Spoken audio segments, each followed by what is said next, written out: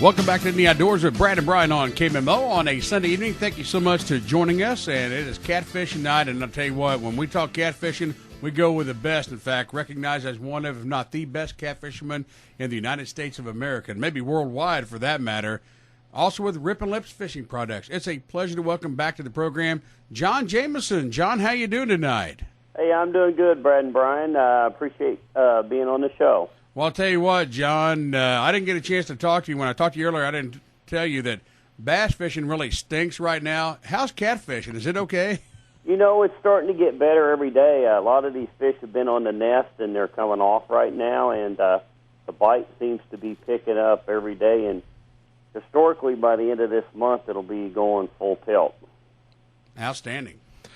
Does water levels play a factor, John, into this? Because the Missouri River, I guess, this year's been, down to where it's normal most of the time. Yeah, the water levels do kind of factor into it, but my preference is the stage that it's at right now. So the river itself, as far as fishing, is about as good as it's going to get. It's down, it's clear, it's stable.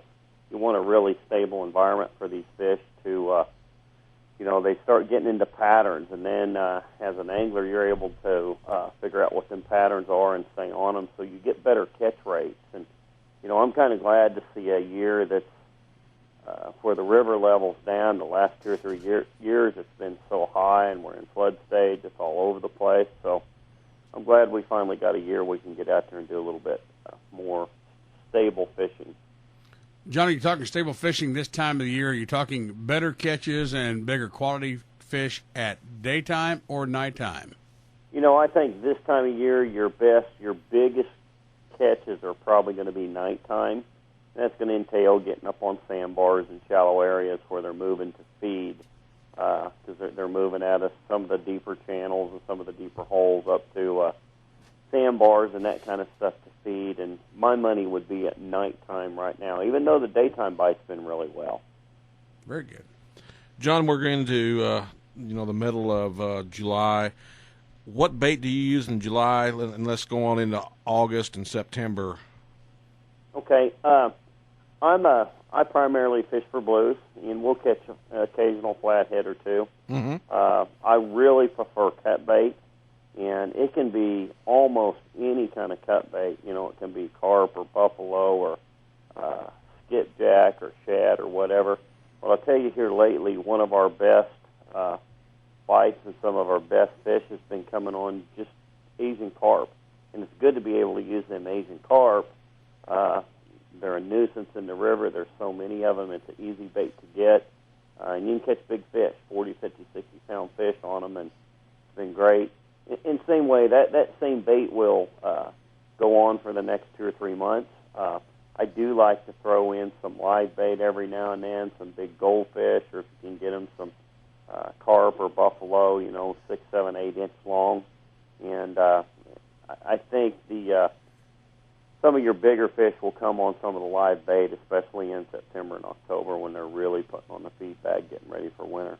John, I'm glad you brought up Asian carp. And, for the last couple of years or so, skipjack herring has been the thing. Has Asian carp come on because it is now part, really, to be honest with you, in the Missouri River, part of the food chain? Yeah, absolutely. It's part of the food chain. And, a lot of people think you have to have skipjack. Well, I've got a lot of skipjack in my freezer, just like almost all the other catfishermen around here. But I'm going to tell you straight up, our best bite here, especially for the last 30 days, has been on, cut Asian carp. And for one thing, I think it's just freezer. It's just fresher.